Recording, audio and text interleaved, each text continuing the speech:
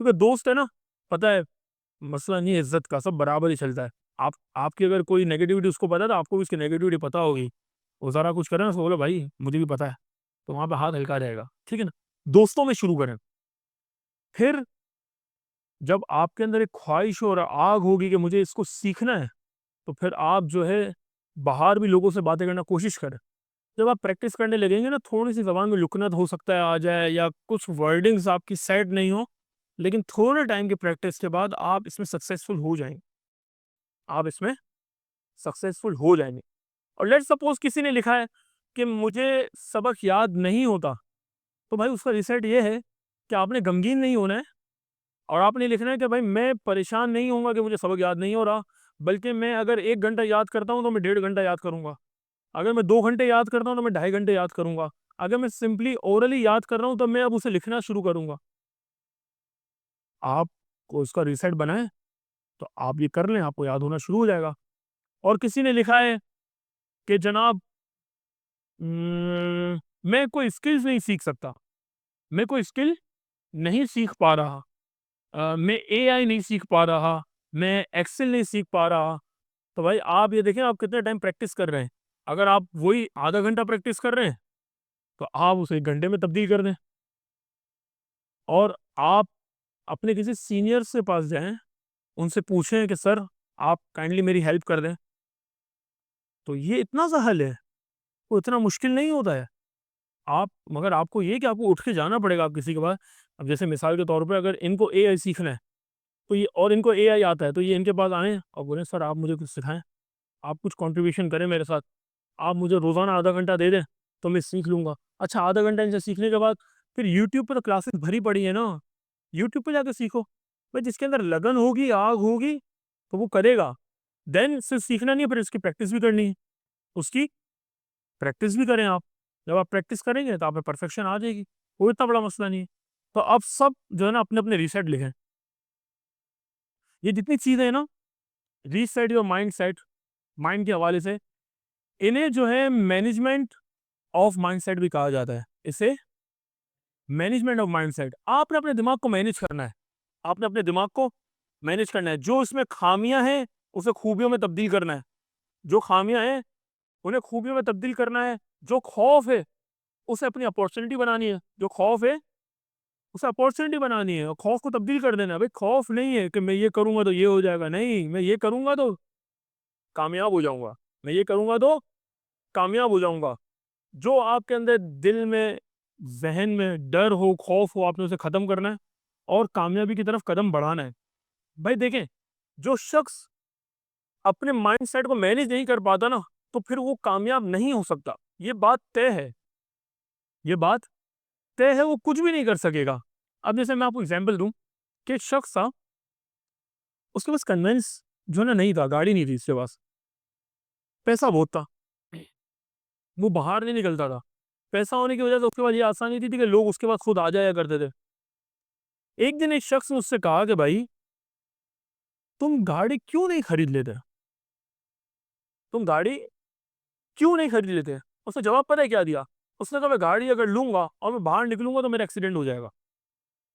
मैं अगर गाड़ी लूँगा और लेकर बाहर निकलूँगा तो मेरा एक्सीडेंट हो जाएगा। इस खौफ की वजह से उस बंदे ने पूरी ज़िंदगी गाड़ी ही नहीं ली। उसने पूरी ज़िंदगी ट्रैवल ही नहीं किया। उसने पूरी ज़िंदगी ट्रैवल ही नहीं किया। वो ये कहता है कि मैं उस दिन बहाना, अब बहाना सुनो। वो ये कहता है मैं उस दिन ट्रैवल करूँगा जिस दिन रोड पर कोई भी गाड़ी नहीं चलेगी। जिस दिन रोड पर, तो भाई क्या ऐसा पॉसिबल हो सकता है कि रोड पे कोई भी गाड़ी ना चले? ऐसा पॉसिबल हो सकता है? तो उसका सीधा-सीधा मतलब ये है उसने बाहर निकलना ही नहीं है। उसका सीधा-सीधा मतलब है उसे बाहर निकलना ही नहीं है। भाई हमेशा जो नाकाम बंदा होगा ना, वो बहाने तलाश करेगा। वो बहाने तलाश करेगा। क्यों? उसका माइंडसेट बना हुआ है। उसने कहा भाई मैंने करना ही नहीं है। उसने बहाने तलाश करने हैं, उसने ज़िद्दी रहना है और उसने कोई काम नहीं करना। क्यों? उसका माइंडसेट बना हुआ है ना कि नहीं यार ये नहीं करना है, ये नहीं करना है। वो इतना अजीब बहाना लेकर आया कि जिस दिन रोड पर गाड़ी नहीं चलेगी मैं उस दिन गाड़ी लेके निकलूँगा। सो भाई so how is that possible यार? भाई तुम्हारे लिए क्या? तुम कौन हो? तुम्हारे लिए हड़ताल कर दें कि भाई जनाब रोड से गुज़रेंगे? ऐसा तो पॉसिबल ही नहीं है ना। तो ये माइंडसेट है सारा। अच्छा, आपने हार्वर्ड यूनिवर्सिटी का नाम सुना है? किसी ने? आपने सुना है, माशाल्लाह आपने सुना है। तो देखो पता चल रहा है ना, पढ़ने वाले बच्चे बैठे हैं तो मज़ा भी आ रहा है। भाई हार्वर्ड यूनिवर्सिटी जो है ना, वो इंसानों पर बहुत ज़्यादा रिसर्च करती है, प्रैक्टिकल्स करते हैं वो। मैंने उनकी काफ़ी रिसर्च पढ़ी है और अपने दोस्तों में शेयर भी की है, लेकिन हमारे टॉपिक की मुनासिबत से मैं आपके पास एक रिसर्च जो है ना शेयर करता हूँ। अच्छा, आपको पता है आप अच्छा, आपने तो खैर 9 मैट्रिक हमारे यहाँ से यहीं से की है, केमिस्ट्री से ना। बायो के जो स्टूडेंट्स होते हैं ना, उन्हें ये बात मालूम है कि जब भी प्रैक्टिकल किया जाता है ना इंसान के लिए, तो अब ज़ाहिर-सी बात है 9 क्लास के स्टूडेंट के आगे बॉडी तो नहीं रखी जाएगी, ह्यूमन बॉडी। उनके आगे फ्रॉग रखा जाता है, वो फ्रॉग का ऑपरेशन करता है। आपने देखा तो होगा ना, हमारे स्कूलों में जो साइंस लैब होती थी, उसमें ना एक जार के अंदर केमिकल के अंदर फ्रॉग्स होते थे। वो हम बड़ी मस्ती करने भी जाते थे उसके साथ। देखे थे? फ्रॉग्स, मेंढक, देखा है ना? पंजाबी में उसको बोलते हैं डड्डू, डड्डू। तो देखे हैं आपने? मेंढक के ऊपर ऑपरेशन किए जाते हैं, क्योंकि मेंढक का जो इनर जितना सिस्टम है ना, वो इंसान से काफ़ी ज़्यादा मुशाबियत रखता है, इंसान से। और बाज़ औक़ात बहुत ज़्यादा जो है ना प्रैक्टिकल और रिसर्च की जाती है माउस पर, चूहे पर। चूहे पे ऑपरेशन किए जाते हैं। वो बायो के स्टूडेंट्स उन्हें पता होना चाहिए क्यों करते हैं, क्यों करते हैं। बहरहाल हार्वर्ड यूनिवर्सिटी में एक रिसर्च की गई, एक प्रैक्टिकल किया गया ग्रास हॉपर पे। किस पे? टिड्डा। देखा है? हाँ भाई, देखा है? अब तो बहुत कम हो गए ना, क्योंकि हमारे यहाँ ग्रास ही नहीं है। हमारे जो पार्क है वहाँ भी मिट्टी है। वो गंजे पार्क है। वाह! कितना अजीब लग रहा है बोलने में, गंजे पार्क है। यार मतलब क्या कह रहे हैं?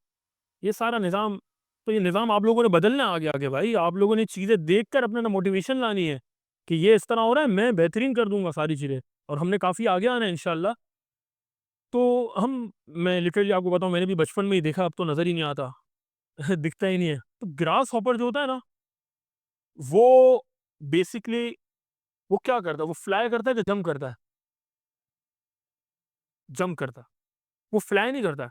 उसकी जंप इतनी हाई होती है कि यूँ लगता है कि वो फ्लाई कर रहा है। और बाज़ों का अगर उसमें पर हो ना, तो वो किसी काम के नहीं होते।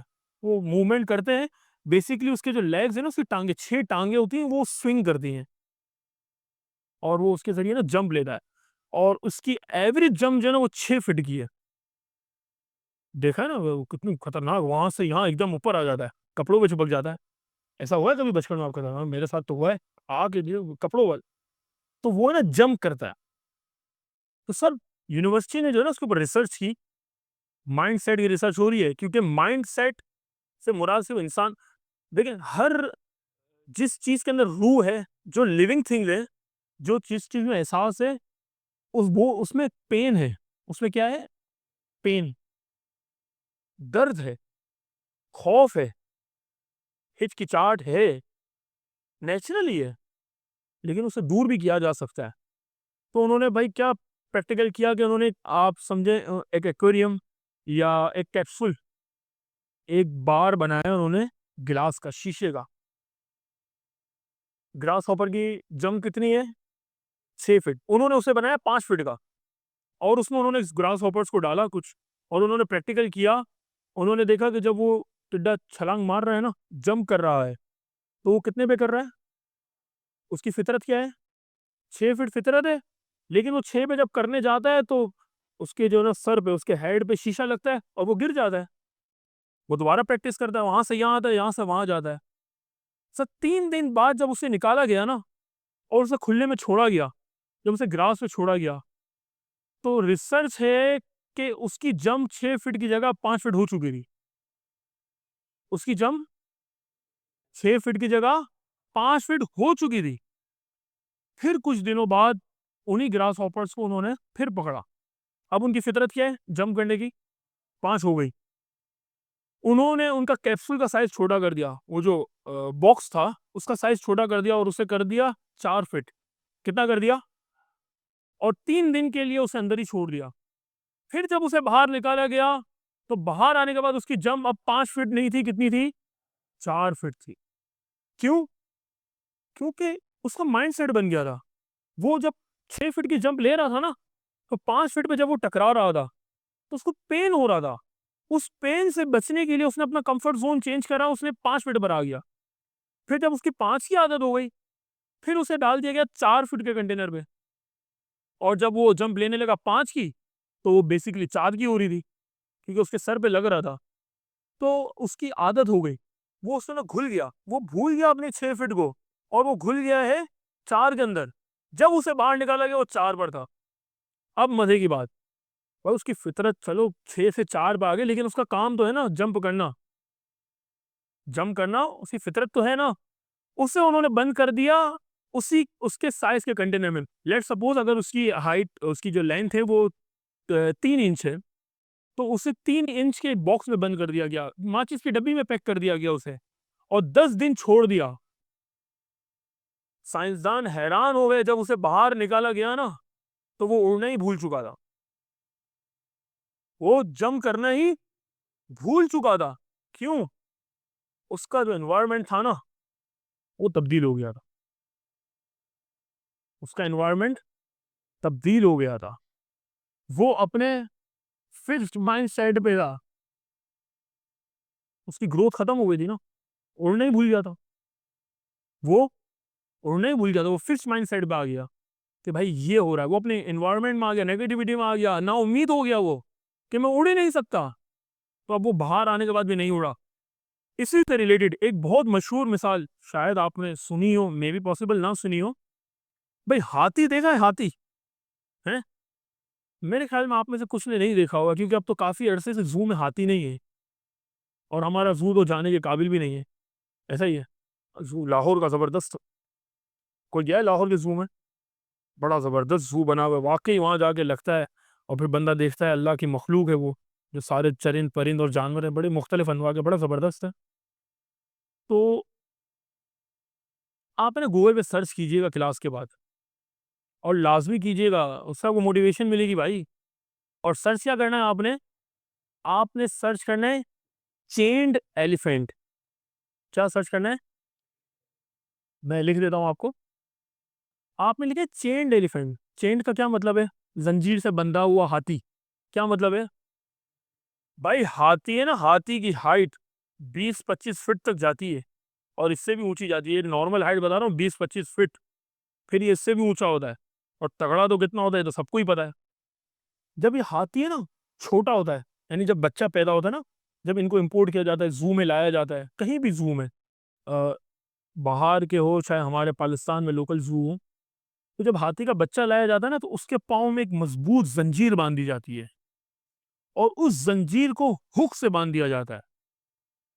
उस जंजीर को हुक से बांध दिया जाता है। काबिल गौर बात है, आप सुनेंगे आपको मजा आ जाएगा, आपकी तबीयत खुश हो जाएगी कि माइंड सेट किस तरह कंट्रोल होता है। अब वो है हाथी बच्चा, छोटा सा है, उसने पाँव पे डाल दी जंजीर। अब जब वो खींच रहा है ना जंजीर, वो मूव नहीं कर पा रहा, क्योंकि जंजीर बड़ी टाइट होकर ना, जो हुक भी है ना वो भी बड़ा जबरदस्त है। और जनाब हाथी को बड़े होने में लग गए 4 साल 5 साल। जब 4-5 साल तक वो जंजीर के अंदर जकड़ा हुआ था ना, जैसे जैसे उसकी हाइट बड़ी हो रही थी, पाँव मोटा हो रहा था, तो उसकी जंजीर को लूज कर दिया जाता था उसके पाँव के हिसाब से। लेकिन वो जब 4-5 साल तक उसी माइंड सेट के साथ के सर में जंजीर को नहीं तोड़ सकता, फिर जब वो हाथी 25 फीट का भी हो गया ना, वो 10 टन 20 टन 22 टन वजनी भी हो गया। यानी वो इतना वजनी है कि बिल्डोजर उसके आगे कुछ नहीं। हाथी के आगे बिल्डोजर कुछ भी नहीं है, जब वो इतना मजबूत हो गया।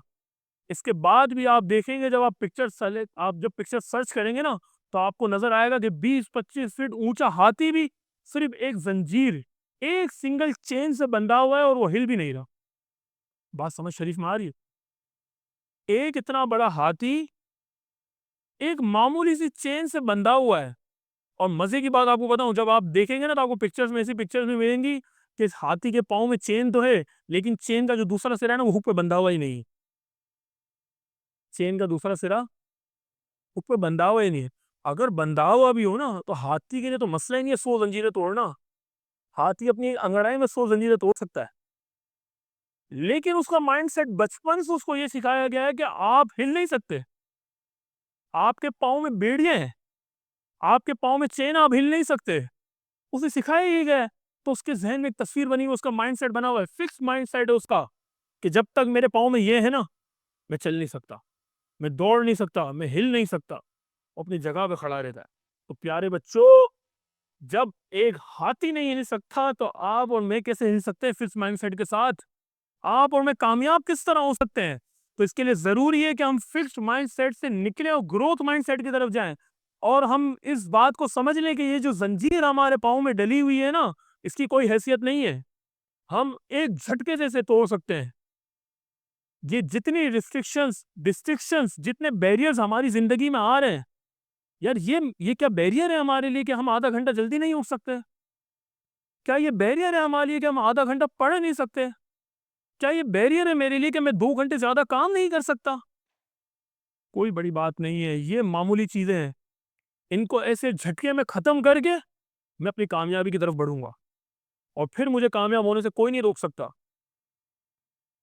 जब आप अपना माइंडसेट ये बना लेंगे ना, फिर आप ऐसी कई 100 ज़ंजीरें तोड़ देंगे।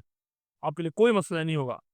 फिर आप जो है ना इकबाल के उस शेर का मिज़ाक बनेंगे कि खुद ही को कर बुलंद इतना कि हर तकदीर से पहले खुदा बंदे से खुद पूछे बता तेरी रज़ा क्या है? इतना कामयाब होना है, इतना आगे बढ़ना है। तो ये थी सारी बातें मैनेजमेंट ऑफ माइंडसेट। आपने अपने दिमाग को किस तरह कंट्रोल करना है। बात समझ शरीफ में आ रही है? सबको बात समझ में आ गई? Is that clear? चलें।